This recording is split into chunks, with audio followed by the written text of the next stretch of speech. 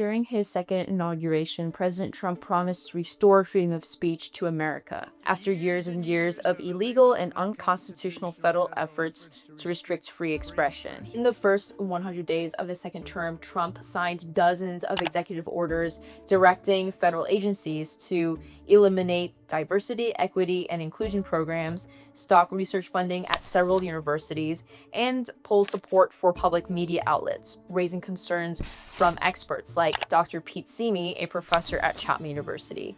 He researches white national movements and extremist groups. He has, assaulted the legitimacy of so many of our different social institutions, the media, higher education, medical science, and certainly elections really peel away people's confidence and make them feel that this system just doesn't work anymore. And no institution relying on federal support is immune. Let's take a look at the recent removal of books from the library at the U.S. Naval Academy. This is a list of the nearly 400 books that were pulled. It includes Dr. Simi's co-authored book about American white supremacy movements. It also includes young adult novels like The Hate U Give by Angie Thomas, the fictional story of the police shooting of a young black boy. Naval Academy leadership removed these books to comply with Trump's orders. If they want to read these books, midshipmen now need to go to an off-campus library. Critics say this kind of book banning is how authoritarianism starts. PEN America, a nonprofit that researches and advocates for free expression, highlighted several areas where the Trump administration is setting off a, quote, 5-alarm fire for free speech. Some of the examples they cite are singling out students participating in public demonstrations, pulling funding from news organizations, and research projects by claiming they have ideological bias. You might ask yourself, well, haven't previous administrations made similar moves? PEN America's report says yes, but the alarming thing is how quickly Trump is moving to influence where and how people receive information. On average, presidents sign 150 to 300 executive orders during a 4-year term. Since his inauguration in January, Trump has already signed a total of 147 executive orders. What will be interesting to observe is how freedom of speech and expression could be redefined or even more restricted throughout the rest of this term. Reporting for Chapman News, I'm Lisa Wong.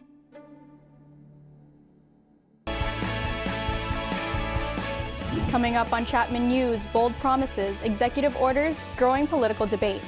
We spoke with a Chapman University professor to break down President Trump's first 100 days in office. More than 50,000 LA County workers have walked off the job today. We'll tell you what they're demanding and also what services have been impacted. Fake students registering for California college classes, it's costing the state millions of dollars. We'll tell you more coming up. And a former NFL player arrested at a city council meeting in Orange County. He spoke with Chapman University students about it. That story, plus your weather and sports, coming up. From Dodge College of Film and Media Arts, this is Chapman News. Thank you for joining us for Chapman News. I'm Keston Hudson. And I'm Maddie Fabricant. Our top story today, the results of Canada's federal election is being seen as a rebuke of President Trump. The Liberal Party is celebrating a win that seemed unlikely just a few months ago. The final count is not yet in, but currently shows the Liberals with 168 parliament seats, with 144 for Conservatives. Prime Minister Mark Carney secured a fourth win for the Liberals, just months after the party appeared to be in trouble, with former PM Justin Trudeau resigning, despite never being elected to public office before. Carney, a former central banker, called for the election. While the Liberals won, they fell short of the 172 seats needed for a majority. Carney's campaign message, defending Canada's sovereignty, resonated with voters who were angered by President Trump repeatedly stating that Canada should become the 51st United State. Pierre Poilievre, the Conservative Party leader, lost his local Ottawa area race and will not be returning to Parliament. More than 50,000 Los Angeles County workers have walked off the job for a 2-day strike. They are demanding a fair contract and accusing the county of labor law violations. The strike is impacting services like libraries, health clinics, and public offices, many of which are closed today. County officials say they're facing massive financial stress and warn that the union demands could lead to layoffs and service cuts. Federal agents in Colorado Springs raided an underground nightclub this past weekend, arresting more than 100 migrants accused of being in the U.S. illegally. According to the U.S. Drug Enforcement Administration, the club was a hub for drug trafficking, prostitution, and violent crimes. Guns were also seized at the scene. A special agent at the DEA's office says some active duty military members were working as security at the club and participating in unspecified illegal activities. They have been turned over to Army officials. No specific charges have been announced yet. And President Trump is hosting a rally in Michigan later today to mark his first 100 days in office. He and his top advisors say since his inauguration, the president is following through on campaign promises to remake the federal government. But many of his executive orders and policies have been controversial. Our reporter, Zarina Martin-Bailey, took a deep dive into the president's first 100 days. Thank you, Keston and Maddie. That's right, from sweeping executive orders for mass deportation to enacting tariffs and setting off a trade war. President Trump's return to the White House has reignited political tensions across the nation. Many of the president's most controversial moves involve an unprecedented expansion of executive authority. Trump has pushed through a national voter ID law. He's also restructured the Department of Education and threatened funding cuts to states resisting federal immigration mandates. Scholars like Chapman sociology professor Pete Simi see this as a move to consolidate power. He's been quite transparent about this over the years. So it's no surprise, really, if you've been paying attention, that he's doing exactly what he's done the first 100 days. And it's been very clear that he wants to centralize power in the presidential office, and he sees himself as the person to do that. But that aggressive, some say unconstitutional approach could be backfiring. According to recent Pew research, President Trump's approval ratings currently sit at around 40%. Pew also reports that, quote, 51% of U.S. adults say that he is setting too much policy via executive order. However, some Republicans here in OC believe that President Trump is doing a good job and doing exactly what he was elected to do. He's trying to keep every single promise he made. And he's working fast because I think he realizes he only has 4 years to accomplish everything that he promised to do. Some critics and scholars say that the president is ignoring the checks and balances system for the three branches of the U.S. federal government, and that could spark a constitutional crisis. It's certainly been an eventful first 100 days in the office. With 1,361 more to go, the nation will be watching and waiting for the administration's next move. I'm Zarina Martin-Bailey reporting for Chapman News. Back to you, Keston and Maddie. California community colleges are losing millions of dollars to scammers. Chapman News reporter Caroline Chang has more on the story. With a limited number of seats available to students, it is already a challenge to enroll in classes at California community colleges. But students vying for those seats are going up against an entirely different force as they are competing against other students who aren't even real. The dean cannot override the drop, but there is a reason, and that's where I learned about phantom students. Amani Salama is a victim of phantom students who are actually bots, scammers who register for classes to steal state and federal financial aid. According to a Cal Matters report, the problem has been getting worse. In the last 12 months, colleges have reported a loss of over $10 million to these fake students. At the end of 2024, the California Community College's Chancellor's Office reported 1/3 of all students registering for classes were fake. But this issue goes beyond money. The scammers are taking opportunities away from real students who are trying to earn a degree and start a career. I talked with Azalia Rodriguez. She's an engineering student at Mount San Antonio Community College in LA County. Azalia was randomly dropped from a physics course, even though she had enrolled and paid for the class. It kind of set me back a semester because I was already planning on taking that class so I could transfer. Azalia says when she went to her counselor, they told her it was a school-wide IT issue. She hopes to take the physics class this upcoming fall. Chapman News asked Mount Sac for comment, but our request was declined. Like Azalia, Amani Salama faced the same problem at Citrus College in Glendora. She was dropped from a math class by her professor who thought she was a phantom student. Amani says when she tried to explain her situation and get back in the course, the professor refused. She's like, I see you're real. I know you're here, but unless the professor lets you back in, there's nothing I can do. Though the state is working to improve cybersecurity and community college administrators have implemented preventative measures, scammers are still finding ways around them. All students can do for now is show up to class early and make their presence known. This is Caroline Chang reporting for Chapman News. Legal challenges to some of President Trump's controversial policies have already made their way to the U.S. Supreme Court.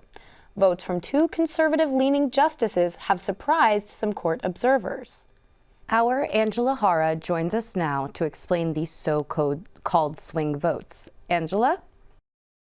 Thank you, Keston and Maddie. Chief Justice John Roberts and Associate Justice Amy Coney Barrett are the two that we're talking about.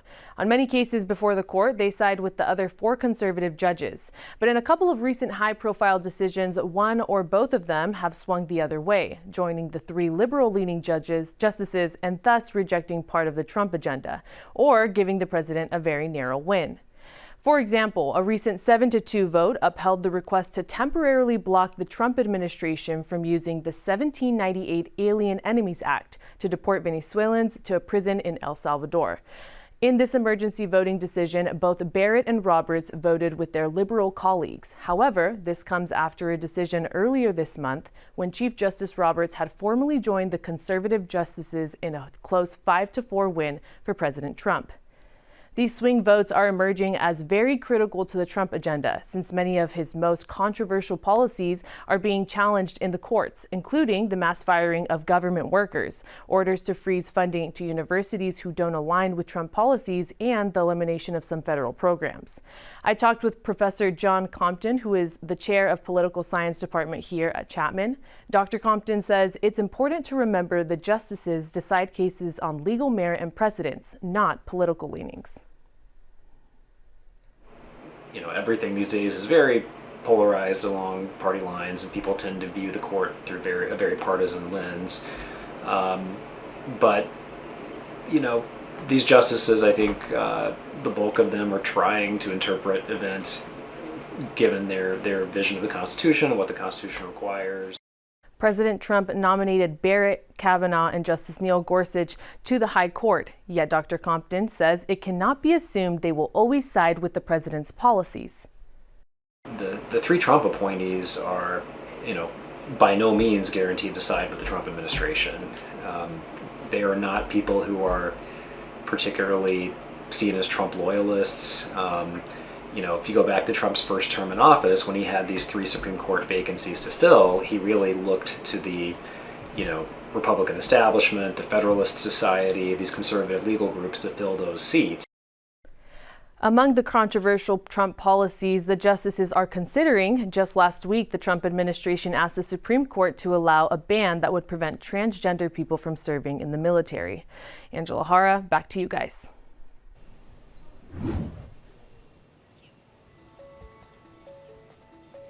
I'm Pernie Martinez on the Chapman campus. Deepfake technology is creeping into places you might not expect, including the hiring process. I'll have more for you coming up next.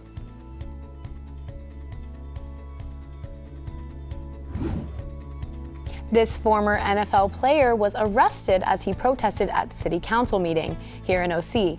Now he tells Chapman students why he did it and why it's important to speak out. That story and more just ahead on Chapman News. A former NFL player who made national headlines after his arrest at a local city council meeting is speaking out. Chapman News reporter Grace Song has the story. Get out. That was Chris Cluey at a Huntington Beach City Council meeting in February. He is opposed to the council's plan to place a plaque at the public library, which spells out MAGA, meaning magical alluring, galvanizing adventurous. Cluey spoke last week on the Chapman campus and explained why he decided to protest. But the goal there was to occupy the space and show them you are not listening to us as citizens. You do not have the city's best interests in mind. Students I spoke to support Cluey. I was so happy to see a packed house. I thought that was really inspiring. Cluey says that he still plans to continue his activism and is now focused on upcoming ballot issues. This is Grace Song reporting from Chapman News. Artificial intelligence is evolving fast, and so are the concerns around its misuse. One issue in particular, deep fakes. Our reporter, Prinny Martinez, is live here on the Chapman campus to tell us how these realistic videos are raising red flags. And Maddie, Prinny? experts are warning about the rise of AI deepfakes, especially when it comes to the job market. So how are these technologies being used and what should we be watching out for? I talked to an expert here at Chapman to find out. Deepfake technology is now being used to create fake job applicants, alter voices, and even generate video avatars for remote interviews. It's difficult to tell what's real and what's not, especially for the average person. If you look at your social media accounts right now, the percentage goes up every month of what is synthetic versus real. And once hired, an imposter can use deepfakes to install malware, steal customer data, or even trade secrets from companies. It's not hard at all for somebody within 10 seconds of hearing you. They can clone a voice. They can call up grandma and say, hey, I'm really struggling right now. This is a simple one. Can you send me $100 to this Venmo and I'll send it? According to Gartner research, by 2028, 1 in 4 job applicants worldwide could be fake. Experts say companies and individuals need to be more vigilant than ever. One of the easiest ways to tell is, are the hand gestures always similar? Because there's something about getting people moving that's different. And what I found is really the test is to pause. Because as a real human, when we pause in a question, they have a different answer.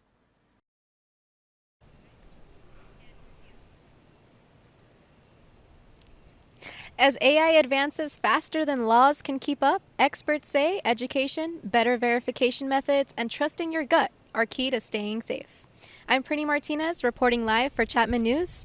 Back to you. Marine life experts say toxic algae blooms are taking a particularly hard toll this year along Southern California's coastline. The algae occurs naturally and grows in the ocean. So far, it has killed 2 whales and more than 50 dolphins. Sea lions have also been poisoned, and some are attacking humans as a result. The Pacific Marine Mammal Center in Laguna Beach is the only marine rescue center in OC. Staff there say they are doing their best to help each affected marine animal. The Vice President of Education and Ocean Advocacy, Kirsten Donald, tells us why the algae is especially bad this year. We believe climate change is a large part of it, but also runoff from the watershed. The fires up in LA and the fire retardant was sprayed. That does have a lot of nutrients that feed algae. If you want to help, you can donate to the Marine Mammal Center by visiting pacificmmc.org. The center staff also advises if you see a sick marine animal, stay 150 yards away and call their rescue hotline at 949-494-3050. A major disruption is now impacting train riders here in OC. The City of Orange is preparing to release a new budget for the upcoming fiscal year. The city is projected to once again be in a deficit, with the budget gap exceeding $1 million. That's despite the fact that the city has cut several programs and reduced expenses by over $13 million. Popular events like the July 3rd fireworks show, summer concerts, and the holiday tree lighting ceremony are expected to once again be canceled unless alternative funding can be found. The City Council does hope to bring the events back in the future. Perhaps let's try a year going down that road, and maybe we could bring back a fireworks display next year, should the budget allow. The proposed budget is expected to go through additional revisions before the council's final approval. Here in California, local libraries may offer fewer services after the federal government terminated a $15 million grant. The federal grant, which was suddenly cut at the beginning of this month, was provided to the California State Library in Sacramento, which in turn used the money to help pay for educational programs at libraries across the state. Emma Wu, a local resident who frequently uses the Orange Public Library, says the funding cuts are a concern. Libraries are a really great resource for people to learn about things that they might not have the funds to find educational options for outside of the public library. Nearly a quarter of the California State Library's budget comes from federal funds. The state library says that there was no reason given for the funding cut. I'm Courtney Kim. While the upper Midwest braces for severe storms, Southern California can expect cooler, calmer conditions. We'll have more on this contrasting weather coming up. And I'm Aussie Han with the latest updates on the NFL draft, the NBA playoffs, and how one college swim team is fighting to save their program, coming up after the break.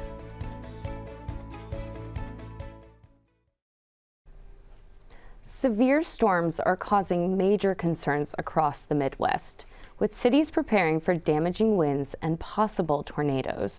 But here in Orange and the rest of SoCal, we're looking at a cool and calm week ahead. Courtney Kim joins us now with a look at what we can expect. Courtney? Thanks, you two. Let's get into the weather. We're definitely getting a mix of sun and clouds with cooler temps coming in this weekend, so don't forget to stay warm. I'm Courtney Kim, back to you. Students in Orange County are able to experience the performing arts and discover its impact thanks to the work of one nonprofit group.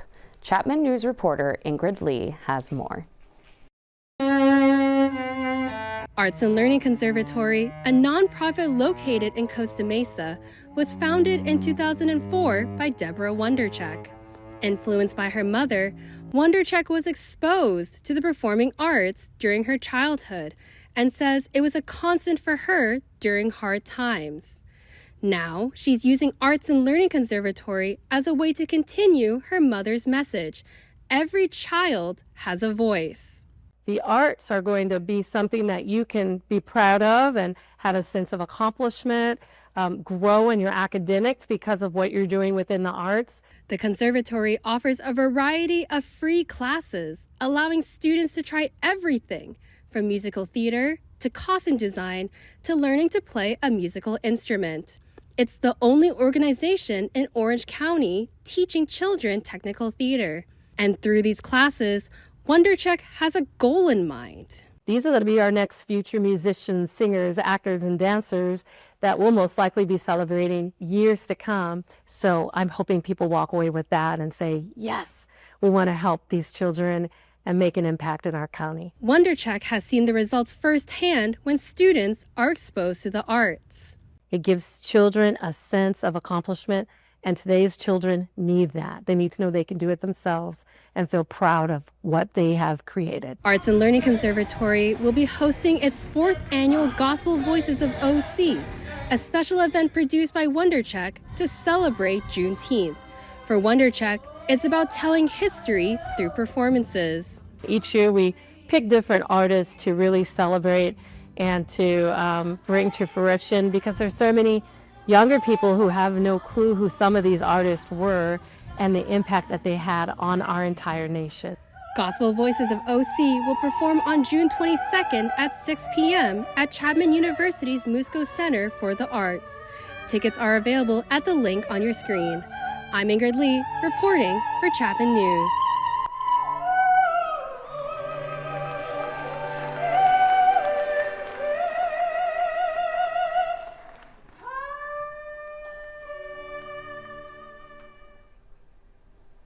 There's been an exciting update in the world of sports this weekend. That's right. From the NBA to the NFL, our sports anchor Aussie Han has more. Aussie? Thanks, Maddie and Keston. I'm Aussie Han, here with all of your latest sports news. Cal Poly's slow swim and dive team are fighting to keep their program after the school abruptly dropped the sport last month. I talked to one student athlete who is determined to fight that decision. Sophomore swimmer Sofia Vargas and her teammates were caught completely off guard last month by the decision to cut their swim and dive program. Walked to this random science building, and at that point it was like 7:30, and then they announced that they were cutting the program. In an email, Cal Poly SLO blames the shrinking state budget and mounting NCAA legal issues. Now, the team is fighting to save their program. They need to raise at least $20 million, a daunting challenge. So far, the team has raised $7.5 million.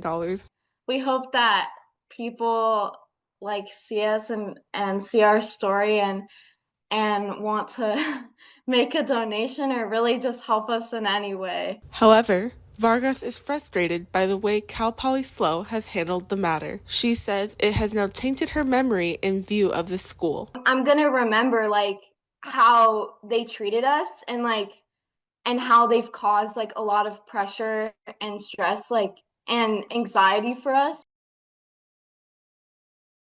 To support Cal Poly Swim and Dive, you can follow their Instagram page at SafeCPSwimDive. That's all I have for today. I'm Aussie Han, and I will see you soon.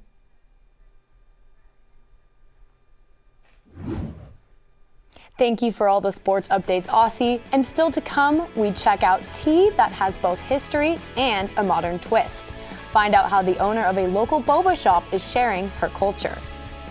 Coming up, a viral challenge has made a return over 10 years after it first began, and a Chapman News team member is ready to take it on. A franchise known for introducing Thai tea to the world, Cha Tra Ma, opened its first OC location earlier this month. Chapman News reporter Ingrid Lee has the latest. Specializing in Thai tea, Cha Tra Ma dates back to 1945, when the tea factory in the Mae Sai district imported red tea to create the classic Thai tea.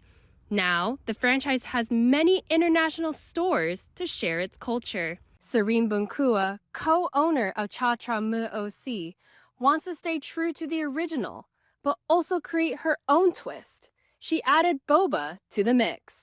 But boba and tea together is what I think brings people together. The tea is prepared using the chok cha method, where the organic tea leaves are brewed by hand and strained in water heated to more than 220 degrees. The tea is then strained back and forth to complete the process. Through the tea, combined with boba, Bunkua is focused on sharing Thai culture with Orange County. It's very special to me because I feel like the people of Orange County will kind of be able to get a glimpse into our Thai culture by just walking through the doors.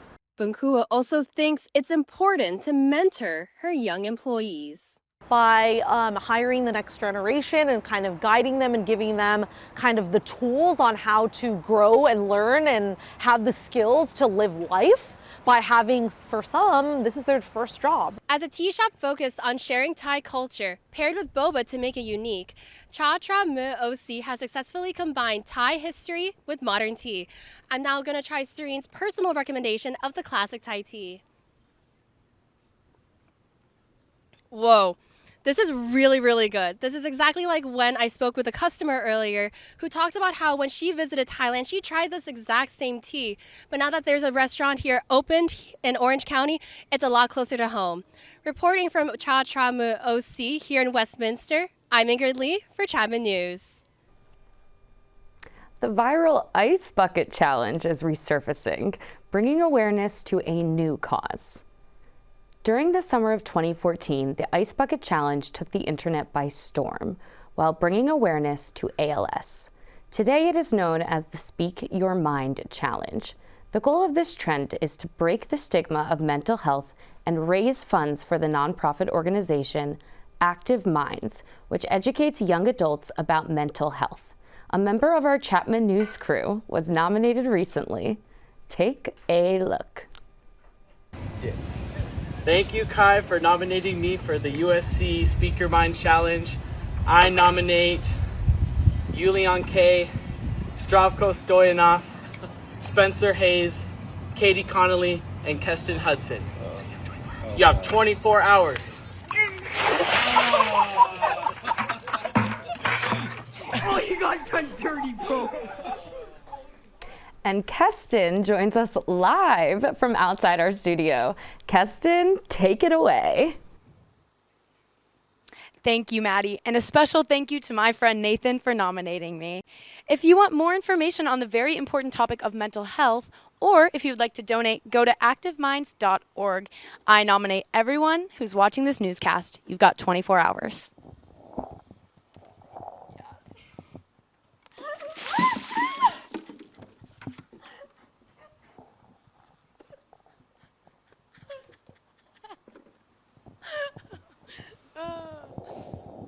This has been Chapman News. Thank you for watching.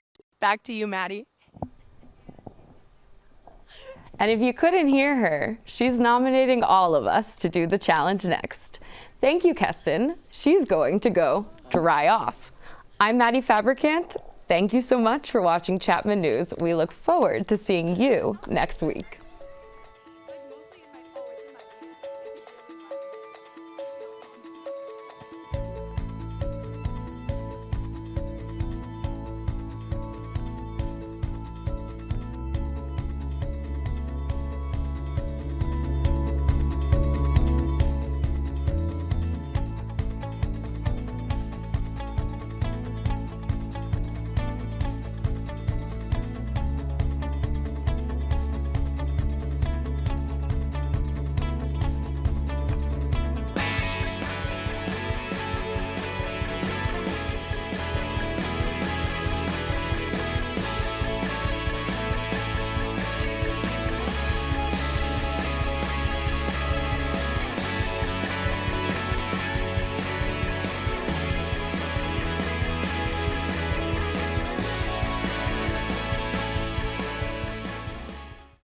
The Los Angeles Archdiocese recently agreed to pay an $880 million settlement to more than 1,000 abuse survivors. Chapman News reporter Lisa Wong has more on the story. And as a result of the abuse, I ended up pregnant with a sexually transmitted disease. And it was a rough time. I had no civil rights. By the time I was 19, my criminal and civil statutes of limitations had expired. There was nothing I could do to expose what happened to me. Joelle Castix was sexually abused by a choir director while she was a student at Mater Dei High School in Santa Ana. She eventually was able to sue the school and the Diocese of Orange and was part of a $100 million settlement that at the time was the largest sexual abuse settlement paid by a Catholic diocese in the U.S. Since then, Castix has become an advocate. Attorney Morgan Stewart's firm represented survivors in the most recent settlement. He told Chapman News that some of the abuse dates back to the 1940s. Stewart says, quote, "Most of the victims are men. Some are now more than 70 years old. This may represent the last chance they have to achieve justice and healing." Melanie Sakota is a board member of the Survivors Network of Those Abused by Priests, known as SNAP. She notes 5 dioceses have filed for bankruptcy because of settlements. They are no longer obligated to compensate sex abuse survivors. Anyone who was abused before the bankruptcy was filed, they are forever barred from coming forward and filing a civil suit. LA Diocese Archbishop Jose Gomez says funding for the latest settlement came from various church reserves, investments, and loans. And although the diocese has now paid out more than $1 billion, Sakota says survivors aren't actually receiving much. First, they have to repay their attorneys any cost that they advance. What the victims are actually going to see is going to end up being so small that I'm not sure you can consider a victory. Castix says more should be done to hold the church accountable. It's what happens tomorrow and the next day that will really tell us whether or not this was a true victory for survivors. This is Lisa Wong reporting for Chapman News.